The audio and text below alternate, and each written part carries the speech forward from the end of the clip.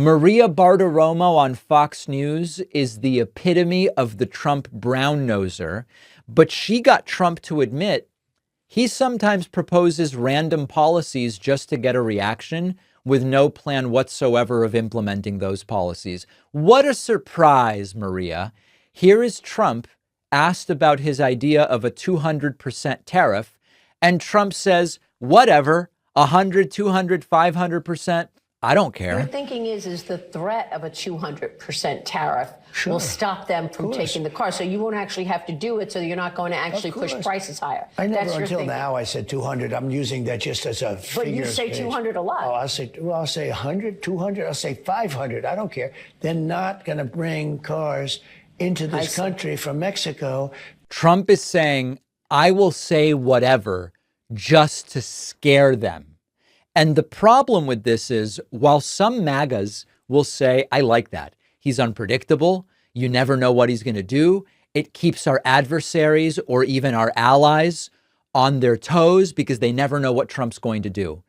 That's not what you want in a president of the United States. You want stability. You want trustworthiness. You want a man or woman who, when they say something, you can trust that that's really what they mean and that that's actually going to be a reliable negotiating partner. But if you're voting for Trump because of the policies he's promising, when he goes, oh, I'll say whatever, I don't necessarily plan to do any of this stuff, I'm just saying things, how do you even know what policies you're voting for? And of course, the answer is a lot of these MAGAs don't really care what policies they're voting for, and they don't really know what policies they're voting for. Now, at another point in this interview, Maria Bartiromo, who, as I've said before, she used to be a good financial reporter. She understands basic economics.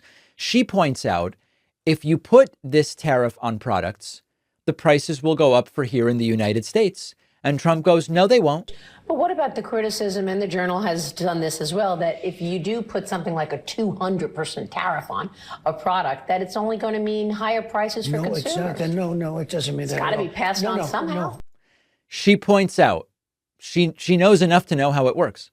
She points out that somehow that cost is going to be passed on.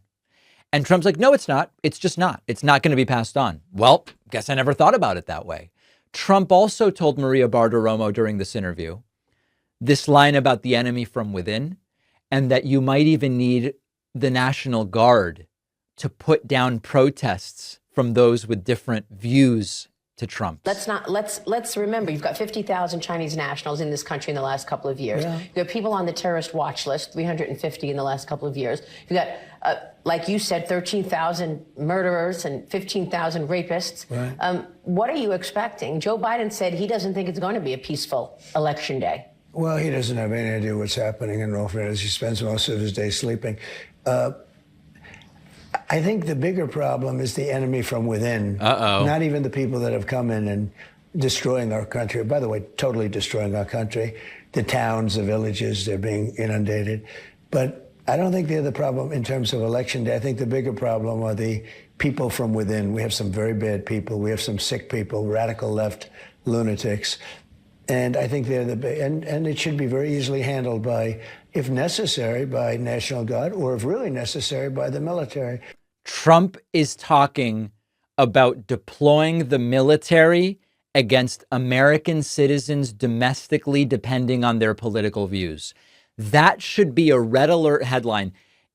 In times past, a presidential candidate, a former president saying something like that, we need to really look at the military against the radical left domestically. That would be weeks of headlines, and it would be campaign ending. It's just Wednesday in the United States of America. That's all it is. And Maria Bartiromo barely even reacts to it. Finally, Donald Trump saying he's doing really well with women.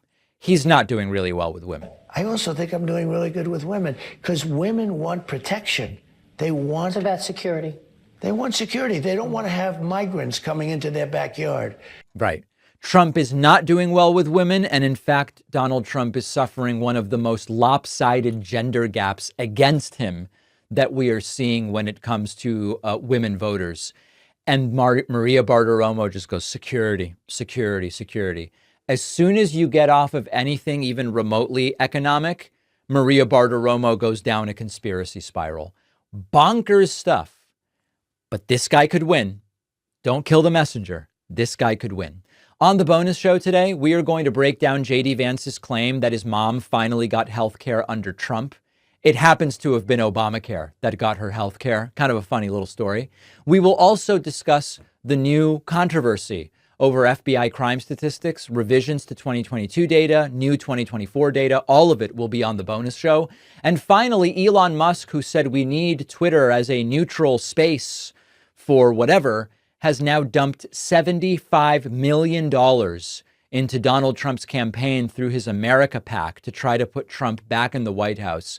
What is going on with Musk? Is the money actually helping? And what happens to Twitter if Trump wins versus if Trump loses? All of those stories and more, you know where to find it. Oh, the bonus show where you want to make money. Yeah. Everybody else that makes money to fund themselves is bad. Join the bonus show by signing up at joinpacman.com. We will see you then. Pre-order my book at davidpacman.com/echo.